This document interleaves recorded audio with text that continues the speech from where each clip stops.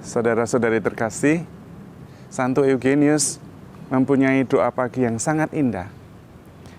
Dia berdoa setiap pagi dan salah satu unsur dari doa paginya adalah rasa sesal. Apa yang dia sesali? Yang dia sesali salah satunya adalah begitu sedikit meneladan hidup Yesus dan kurang mengikuti ajarannya yang tertuang di dalam kitab suci. Karena memang ajaran Yesus dalam kitab suci dan teladan hidupnya mengandung segala hal yang kita perlukan, terutama untuk selamat.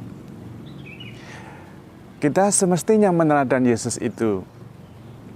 Cara Yesus mencintai bukan untuk dirinya sendiri, tetapi demi yang dicintai. Setiap kali dia pergi, dia datang selalu membawa damai sejahtera, membawa kesembuhan. Yesus juga selalu mengampuni. Yesus tidak pilih-pilih dalam bersahabat, bahkan bergaul dengan orang berdosa supaya orang berdosa itu bertobat. Dan dia tidak menggurui tetapi memberi teladan, membesarkan hati, mengampuni, sehingga memenangkan hati orang-orang yang dia kasihi dan ingin dia selamatkan. Dia memberikan segala-galanya. Tetapi terutama Tuhan juga tidak lupa berdoa.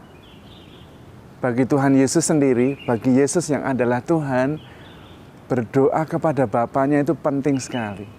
Setiap mau mengambil keputusan, dia berdoa. Setiap menghadapi kesulitan besar, dia berdoa. Dan bahkan dia tetap pergi ke Yerusalem, ke Bait Allah, meskipun dia tahu bahwa ke Bait Allah itu dia akan mendapatkan ancaman dan bahaya. Bahkan bahaya kematian. Dia tetap pergi.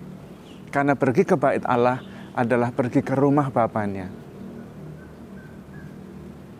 Dan memang ketika waktunya belum tiba, beberapa kali dia pergi ke Yerusalem, dia mendapat ancaman tetapi lolos. Karena waktunya belum tiba. Karena memang nasib kita ada di tangan Bapa, bukan di tangan kita. Nah, mengenai hal ini saya ingin berbicara lebih dalam. Terutama bagi saudara-saudari yang mendapatkan kesempatan untuk merayakan Ekaristi di gereja. Ada yang takut karena nanti ketularan corona. Menurut saya jangan takut. Karena ke gereja itu aman sekali. Diukur suhunya, cuci tangan dengan sabun, dijaga jaraknya supaya tidak bergerombol. Gerejanya didesinfektan sebelumnya. Dan seminimal mungkin kemungkinan untuk penularan dihindari. Memang tidak ada jaminan, karena justru disitulah iman. Kita hanya bisa mengerjakan yang kita bisa. Semuanya sudah diusahakan, lalu hasilnya dengan ikhlas diserahkan kepada Tuhan.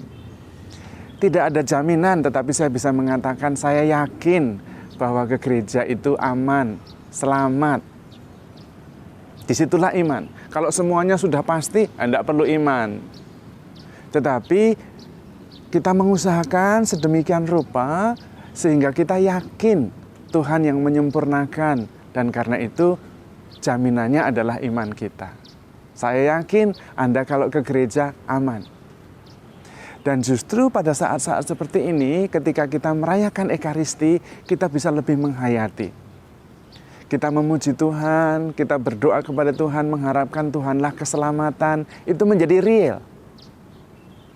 Dan memang di dalam Ekaristi terjadi keselamatan, yaitu ketika Tuhan memberikan dirinya. Dan sebelum menyantap hosti, biasanya imam berdoa secara pribadi, semoga tubuh dan darah Kristus ini menjaga dan melindungi kami sampai ke hidup yang kekal. Itu adalah doa. Dan doa itu ketika dalam situasi seperti ini menjadi sangat real. Maka jangan takut untuk merayakan Ekaristi ke gereja yang diberi kesempatan sesuai dengan protokol COVID tentu. yang belum umur 60, dan sudah umur 18, yang sehat. Semuanya itu diatur supaya kita semua ada kepastian, ada keyakinan bahwa kita selamat. Dan jangan lupa loh ya, merayakan Ekaristi itu undangan dari Tuhan. Lakukanlah ini untuk mengenangkan daku. Kalau kita diberi kesempatan, datanglah. Dan bukan hanya datang, datang dengan penuh sukacita. Jangan takut. Kalau Anda tidak diperkenankan, mungkin karena memang protokol COVID. Dan itu bukti bahwa kita meminimalisir kemungkinan tertular. Dan itu bukti bahwa kita bijaksana. Bukan sekedar pokoknya ke gereja, tidak. Bijaksana diatur dengan seksama. Sehingga ada keyakinan, bukan kepastian ya. Kalau kepastian tidak perlu iman. Tetapi ada keyakinan, nah di situ iman. Bahwa kita akan selamat. Apalagi kita bertemu dengan Tuhan. Tuhan sendiri yang mengundang. Maka kita pergi dengan sukacita, dengan syukur, tidak takut. Pergi ke supermarket belanja aja tidak takut kok. Masa bertemu Tuhan, mendapatkan berkat dan keselamatan kita khawatir. Jangan takut. Anda juga pergi ke pasar, Anda juga pesen makanan Gojek. Ini makanannya adalah tubuh dan darah Kristus yang membawa keselamatan sampai ke hidup yang kekal. Bahkan dulu, bukan dulu ya, bahkan para suci mengatakan, seandainya saya untuk menerima sakramen Ekaristi harus jalan kaki di atas batu bara dengan kaki telanjang, saya akan lakukan dengan sukacita. Ada juga yang mengatakan lebih baik dunia ini tanpa matahari daripada tanpa Ekaristi. Nah, kenapa kita yang diberi kesempatan malah takut? Justru kesempatan itu untuk berdoa dan memohon supaya iman kita menjadi real. Dan itu juga menjadi pola bagi kita dalam beriman. Pola dalam beriman itu kita mengerjakan sebaik-baiknya, semampu kita yang terbaik, dan hasilnya diikhlaskan, diserahkan kepada Tuhan. Itulah pola beriman.